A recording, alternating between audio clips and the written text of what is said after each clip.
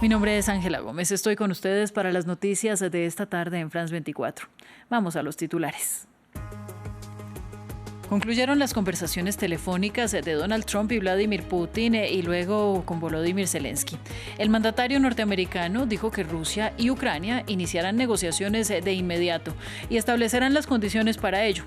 En tanto que Putin dijo que Moscú estaba lista para trabajar con Ucrania en un memorándum sobre un futuro acuerdo de paz.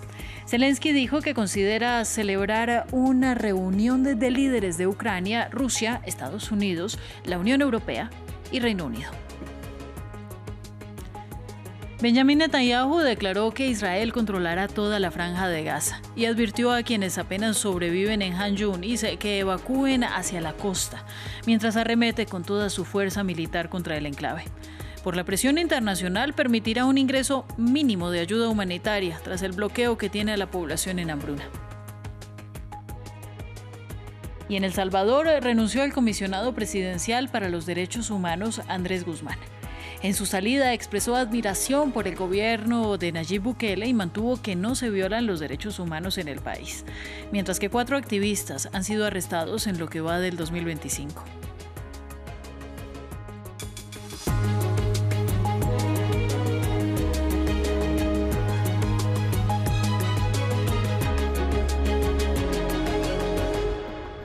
Gracias a ustedes por estar con nosotros. Concluyeron las conversaciones telefónicas de Donald Trump con Vladimir Putin y luego con Volodymyr Zelensky.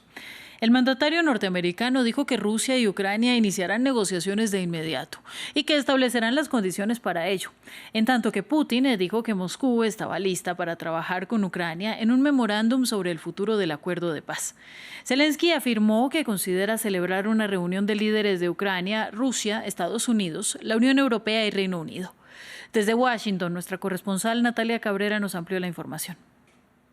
Hola Ángela, pues efectivamente una llamada que duró más de 2 horas y sobre la que había mucha expectativa sobre cuál iba a ser específicamente el anuncio que iba a salir a partir de allí. El presidente Donald Trump dijo justamente esto, que las conversaciones entre Rusia y Ucrania iban a empezar inmediatamente y en las cuales solo iban a participar ambas partes, según dice, porque son las que mejores conocen, las que conocen mejor qué es lo que son, cuáles son los requerimientos de cada una de ellas. También, según el presidente Donald Trump, estas conversaciones podrían tener lugar en el Vaticano. Dice que ya se había expresado la intención de que así fuera, pero no da los detalles de cuándo es exactamente inmediatamente ni en qué condiciones se realizarían. También el presidente Donald Trump dijo que esa llamada tenía un buen espíritu, que fue una llamada excelente y que justamente Rusia expresó también su intención de detener las muertes, para lo cual al finalizar supuestamente esta guerra, si se llegara a un eventual acuerdo de cese el fuego definitivo, que es lo que en últimas quiere el presidente Donald Trump, sería para también darle oportunidad a Rusia de invertir en Estados Unidos y hacer comercio con Estados Unidos, algo que algunas personas y algunos funcionarios rusos tenían, habían sanciones en contra y tenían dificultades para realizar este tipo de negociaciones. Con lo cual, de esta manera, Trump le abriría la puerta, dice que es un país que tiene un tremendo potencial y justamente también esta conversación llega después de que ya empezara a mostrar frustración el presidente Donald Trump por algo que incluso el vicepresidente J.D. Vance llamó como un impasse entre ambas naciones, decía que estaba frustrado con la forma en la que no habían avanzado estas negociaciones también después de la reunión en Turquía de la semana pasada, en la que si bien sí se logró este acuerdo de intercambio de prisioneros, no estuvo esta reunión cara a cara entre Zelensky y Putin, justamente porque el presidente ruso Vladimir Putin no asistió, a lo que Trump justamente también había dicho que esto se debía a que él no estaba en Estambul, y tras lo cual entonces decidió tomar esta llamada y empezar a tomar tal vez un papel más activo como una suerte de mediador entre las partes. Rusia declaró ilegal la Amnistía Internacional y la calificó como una organización indeseable. La designación implica que esta organización internacional de derechos humanos debe cesar cualquier actividad en Rusia y somete a enjuiciamiento a quienes cooperen con ella o la apoyen. Se trata del más reciente episodio en una ofensiva contra críticos del Kremlin, periodistas y activistas que se ha intensificado desde el inicio del conflicto en Ucrania. La lista rusa de organizaciones indeseables abarca actualmente 223 entidades, entre ellas destacados medios de comunicación y también grupos de derechos humanos. Vamos a la situación militar de la ofensiva israelí en la Franja de Gaza. Mientras Benjamin Netanyahu dijo que tomaría el control de todo el enclave y advirtió a los gazatíes evacuar a Han Yunis de cara a una operación sin precedentes, siguen los ataques aéreos. Este lunes mataron al menos a 40 personas en todo el enclave palestino tras más de 400 asesinatos en la última semana. Según médicos locales, los decesos se produjeron justamente en la zona de Han Yunis. Maxim Pluvine tiene los detalles. Pese a la creciente presión internacional, las operaciones militares continúan en Gaza. El primer ministro israelí Benjamin Netanyahu declaró el lunes que Israel planea tomar el control de la totalidad del enclave palestino. Estamos librando una batalla enorme, intensa y formidable. Se han hecho progresos. Vamos a tomar el control de toda la Franja de Gaza. Eso es lo que vamos a hacer. También reiteró que Israel fomentará lo que él denomina la emigración voluntaria de gran parte de la población gazatí, algo que el secretario general de Naciones Unidas, Antonio Guterres, denunció como desplazamiento forzoso. Mientras tanto, el ejército israelí lanzó una serie de operaciones aéreas y terrestres, en particular en Han Yunis, donde el ejército israelí emitió de nuevo órdenes de evacuación, en el marco de lo que Tel Aviv denominó Operación Carros de Gedeón. Parecía el apocalipsis, había disparos procedentes de todos los apartamentos, cinturones de fuego, aviones de guerra F-16 y helicópteros disparando. Lo que conseguí fue coger a mis hijos de 1 año y medio y 8 años, llevarlos al lugar más seguro de la casa, un pasillo estrecho, para protegerlos de los disparos aleatorios y la metralla. Por otra parte, fuerzas especiales israelíes disfrazadas de palestinos desplazados lanzaron una incursión terrestre poco habitual en Han Yunis a primera hora del lunes. Según reportes locales, mataron a Ahmed Sarhan, dirigente del brazo armado palestino de los Comités de Resistencia Popular, una coalición de movimientos opuestos a la autoridad palestina y denominada Organización Terrorista por Estados Unidos e Israel. Mientras tanto, la extensión de las mortíferas operaciones empieza a provocar reticencias hasta en el campo de los partidarios de Israel, dado el coste político de la indignación provocada por la situación humanitaria en Gaza, según reconoció el propio Benjamin Netanyahu. Por otro lado, ante la presión internacional y después de un bloqueo de suministros de más de 2 meses a la Franja de Gaza que tiene a los civiles en hambruna y sin la posibilidad de atención médica digna, Israel anunció que permitirá el ingreso mínimo de ayuda humanitaria y se vieron camiones en camino al enclave. Los miembros de la extrema derecha de la coalición gobernante han llegado incluso a declarar que Gaza no necesita ayuda y esta vez el ministro de Finanzas Bezalel Smotrich dijo que se entregaría apenas un pampita y un plato de comida al día y con el único objetivo de evitar sanciones internacionales. Informe de Diego Bassani.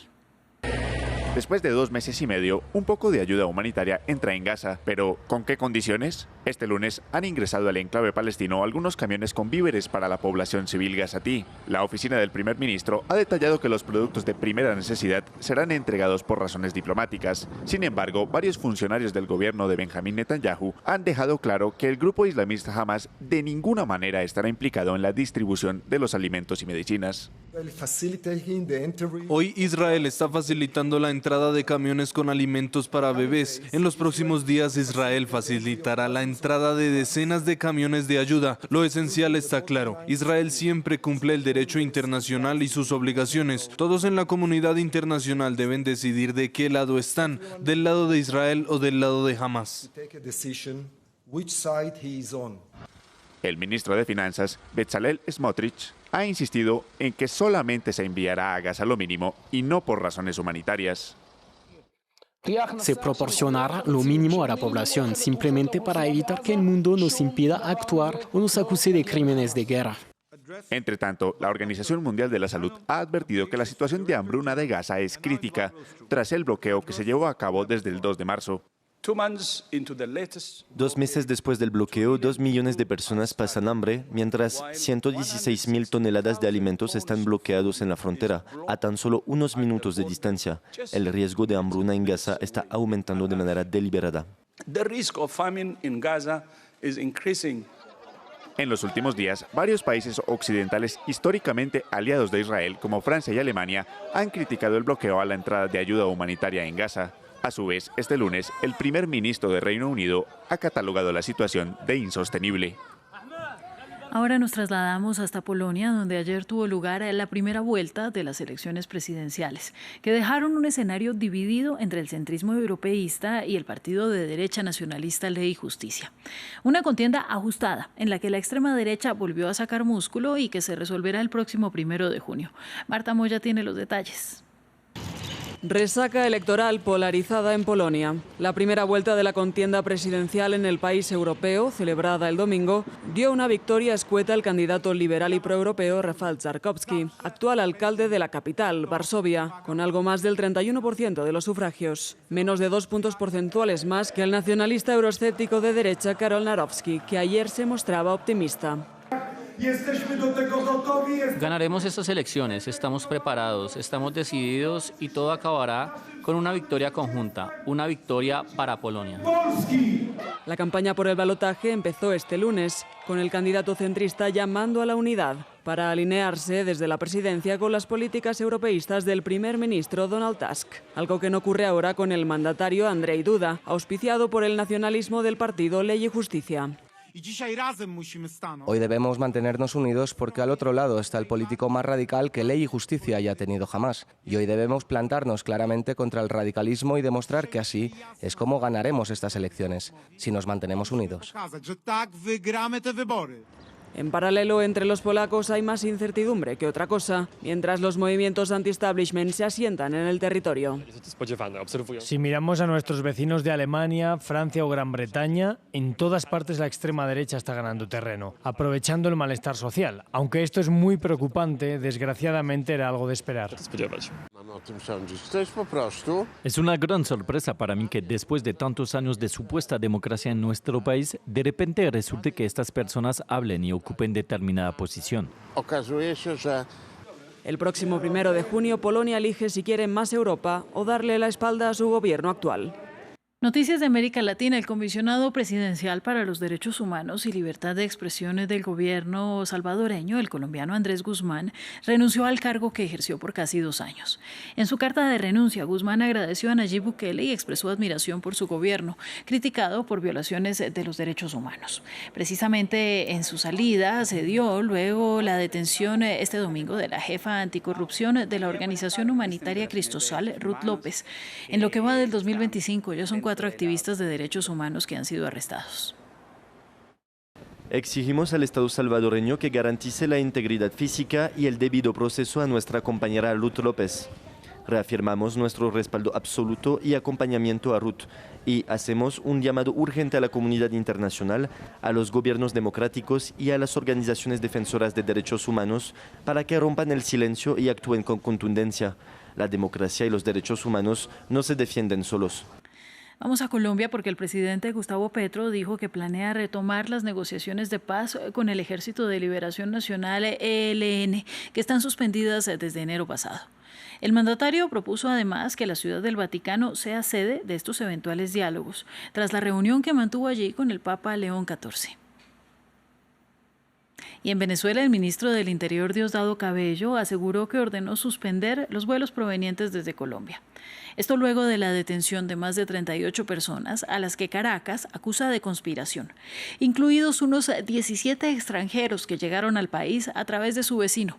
Cabello dijo que los calificados como mercenarios están vinculados con un plan para generar violencia y sabotear las elecciones regionales y parlamentarias del próximo 25 de mayo.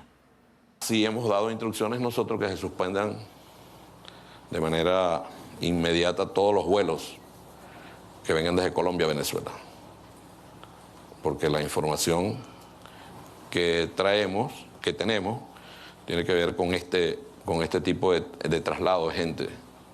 Fíjense cómo ellos van mutando. La primera fueron mercenarios, no les importaba si hablaban español o no. Luego mutaron al tema que debían hablar español. Y ahora son personas que vienen con objetivos claros y van a entrar como cualquier turista a Venezuela.